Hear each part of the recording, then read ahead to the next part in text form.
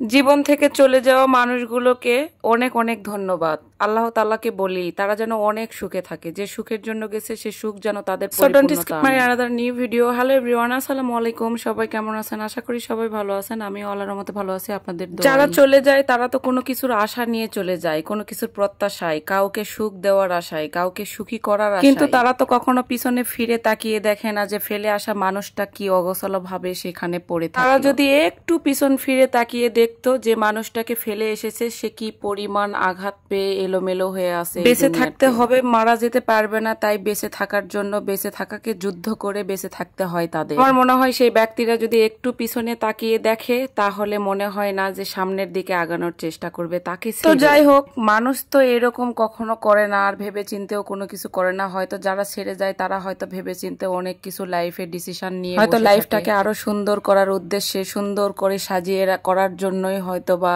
এই সব ডিসিশন নিয়ে তারা ছেড়ে চলে যায়, যে ভবিষ্যৎটা হয়তো বা আরো উজ্জ্বল উৎফুল্ল হয়ে উঠবে। যে পূর্ণতার জন্য মানুষ ছেড়ে যায়, আল্লাহকে বলি সেই পূর্ণতা যেন তাদের জীবনে অমর হয়ে যায়, তারা যেন অনেক সুখী হয়, অনেক আল্লাহ তাআলা তাদেরকে যেন ওই ফেলে আসা মানুষদের মতো কষ্ট না দেয়। কারণ ওই পরিমাণ কষ্ট তাদের যদি আল্লাহ তাআলা কখনো দেয় তাহলে বুঝবে যে কষ্টের লেভেলটা আসলে কি পরিমাণ আর কত প্রকার। সেই কষ্টগুলোকে ভোলার জন্য মানুষ কত কি নাই করে ভাই, কিন্তু কষ্ট কি আর ভোলা যায়? মানুষ কত কিছু না করে বসতেছে।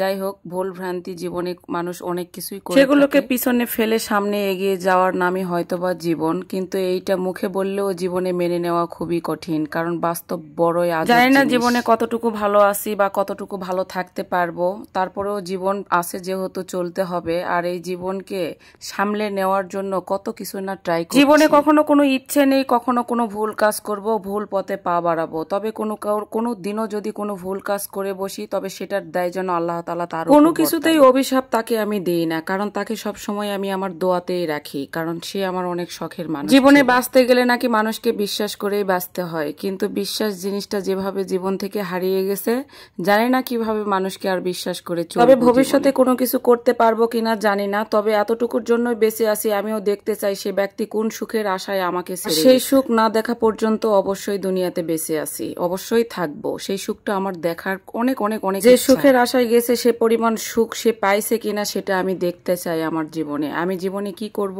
না করব আমি কিছুই জানি না, আমার গন্তব্য কি তাও আমি জানি না, হয়তো বা আমি মিডিয়া জগতে কতদিন থাকতে পারবো তাও জানি না, কিন্তু আমি শুধু চাই যে ব্যক্তিটা ছেড়ে চলে গেছে সেই ব্যক্তিটা জীবনে যে কারণে ছেড়ে গেছে সেই কারণটা নিয়ে কতটুকু শান্তিতে আছে, এতটুকু। যাই হোক, অনেক কথাই বললাম, হয়তো বা আমি জানি না কথাগুলো বলাটা আমার ভিডিওতে মানে কতটুকু ঠিক হয়েছে, তবে আসলে কষ্ট থেকে কথাগুলো বের হয়ে আসে জানেন। অনেক কষ্ট করে অনেক কিছু হজম করে অনেক কিছু মেনে নিয়েছি যেগুলো মেনে নেওয়ার মতো ছিল না। আমার মনে হয় আমার জায়গায় অন্য কেউ থাকলে মেনে নেওয়ার রিজনটা শুধু একটাই, যে সে ভালো থাকবে, আর তার ভালো থাকাটা দেখাটাই আমার একমাত্র উপলক্ষ। এবং আমিও একটু ভালো থাকার জন্য হয়তো বা এখানে সেখানে ঘোরাঘুরি করি, একটু খাওয়া দাওয়া করি, তাও অনেক কষ্ট করে আর কি, খুব প্রফুল্ল নিয়ে, তা অনেক মন খারাপের মধ্যেও চলে আসছি আজকে একটু সুলতান ডাইনে খাওয়ার জন্য। আমি সুলতান ডাইনের নামটা অনেক শুনেছি, রাজশাহীতে সুলতান ডাইনে আমি কখনো ট্রাই করিনি, তাই আজকে ট্রাই করার জন্য আসছি। বাট আজকে খাবারটা ভাই ওয়াও ছিল, জাস্ট ওয়াও, অসাধারণ। কাচ্চি ডাইনের চাইতে আমার এই খাবারটা অনেক অনেক বেস্ট লাগছে। তবে এখানে আমরা যে বাদামের শরবতটা অর্ডার দিয়েছিলাম, বাদামের শরবতটা এখানে অতটা ভালো না, ফিরনিটা অনেক জাস্ট ওয়াও, কিন্তু বাদামের শরবতটা কাচ্চি ডাইনে অনেক অনেক। খাওয়া দাওয়া শেষ, এখন ফিরনি খেলাম, ফিরনিটা কিন্তু অনেক অনেক মজার ছিল। আর ভাই এখানে আমার এই ধনিয়াটা আমার কাছে একটু ডিফারেন্ট লাগছে, বাট অনেক মজার। তো আজকের ভিডিওটা এই পর্যন্তই, আল্লাহ হাফেজ।